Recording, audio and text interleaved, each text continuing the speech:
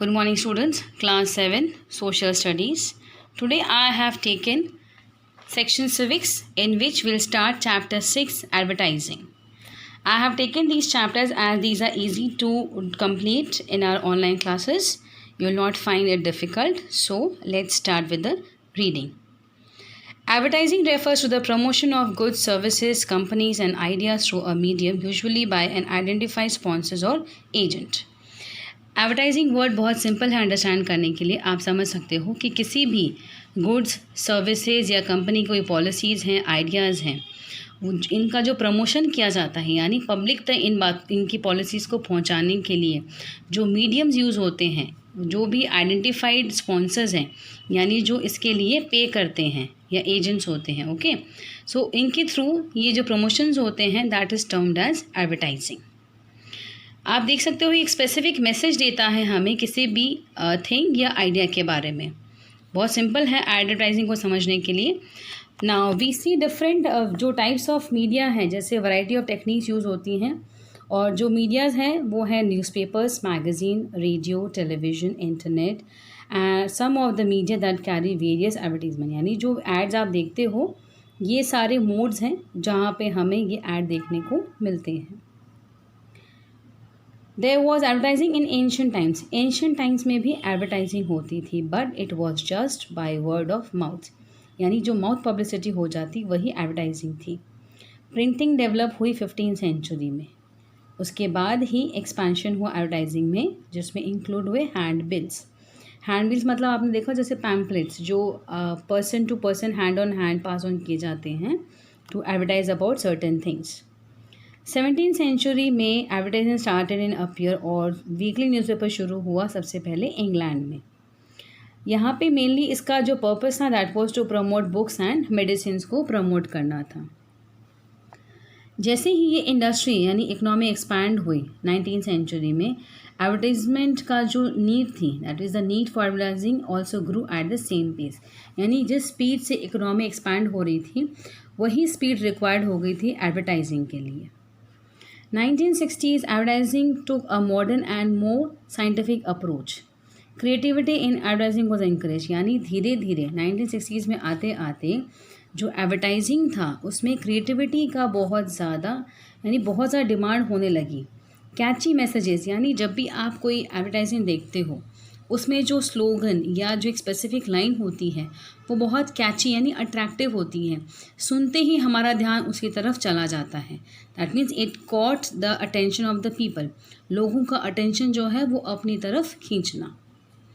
आज अगर present day की हम बात करें, जो एडवर्टाइजिंग हो रहा है, दैट इज़ जो हो रहा है, it is at a scale जिसको हम कह सकते हैं गोरिल्ला प्रमोशंस. क्योंकि बहुत लार्ज स्केल में people are spending lots of money on advertising. आप देख सकते हो जैसे पब्लिक प्लेसेस पे स्टेज बना के वहाँ पे प्रेजेंटेशन किया जाता है. उसके बाद कुछ गिफ्ट्स दिए जाते हैं, जैसे ब्रांड्स आप देख सकते हो, प्रोडक्ट्स जैसे कार्स होती हैं, उनके ऊपर कुछ मैसेज दिए होता है, तो उस तरह से ये ऐड होता है उनका. और उसके बाद इंटरेक्शन, यानी पब्लिक के साथ आप फेस टू फेस इंटरेक्शन करके इसे और ज़्यादा you can make it more attractive and draw the attention of people towards yourself or towards your product which you are selling. So interaction promotion where the viewer can respond to become, यानी जो viewer है वो आपको hand to hand आपकी जब आप interaction कर रहे हैं, at that moment he is responding to your ideas or the product. Types of advertising में हम समझेंगे कि अगर हम सिंपल देखें तो अगर कोई आपके नेबर में न्यूली ओपन बेकरी शॉप है, तो नॉर्मली एक बड़ा सा बैनर लगाएंगे या थोड़े से पैम्पलेट डिस्ट्रीब्यूट करेंगे, जिससे उनका एडवर्टाइजमेंट हो जाएगा. बट अगर हम बात करें किसी कॉम्प्लेक्स, जैसे मान लो कोई बड़ी मल्टीनेशनल कंपनी है जो किसी बड़े प्रोडक्ट को लॉन्च कर रही है, तो उनके बहुत सारे कैंपेन्स होंगे अलग अलग जगह पे डिफरेंट वे से, और बहुत सारी टेक्नोलॉजी यूज़ होगी उसे प्रमोट करने में. For example, if you need to launch the range of mobile phones by Nokia, Samsung or Sony Ericsson. ये डिफ़र करता है according to its audience also. For example, अगर आप टारगेट करते हो कोई चिल्ड्रंस का प्रोडक्ट है तो आप बहुत सेंसिबल होकर उनके हर फैक्ट को बहुत डिटेल स्टडी करके ही लोगों के सामने प्रेजेंट करते हो। फॉर एग्ज़ाम्पल, अगर हम बात करें बच्चों के प्रोडक्ट जैसे जॉनसन, ओके, तो वो रिलेट करता है बच्चों की स्किन से, तो we can't take risk over it. So even companies ये बहुत केयर करती हैं इसमें कि जो भी प्रोडक्ट्स रिलेटेड टू चिल्ड्रन है that has to be taken with sensibility. While जो प्रोडक्ट्स एडल्ट्स के लिए होते हैं वो इतने ज़्यादा एम्ड नहीं होते हैं, वो थोड़े से लिबरल हो जाते हैं, यानी वहाँ फ्रीडम है कि आप उसमें फैक्ट अगर एग्जैक्टली भी यानी कंप्लीट 100% फैक्ट भी प्रेजेंट नहीं कर रहे हैं, इट डजेंट मैटर। बेसिकली जो पर्पस होता है एडवर्टाइजिंग का वो होता है इंफॉर्मेशन का या किसी को किसी चीज़ के लिए कन्विंस करना, टू परसुएड मतलब आप किसी को कन्विंस करते हैं। जैसे हम देखते हैं कि जो टीवी में एड्स आते हैं वो किसी ना किसी वे में हमें कन्विंस कर लेते हैं और मार्केट जाके हम उस पर्टिकुलर प्रोडक्ट को परचेज़ कर लेते हैं।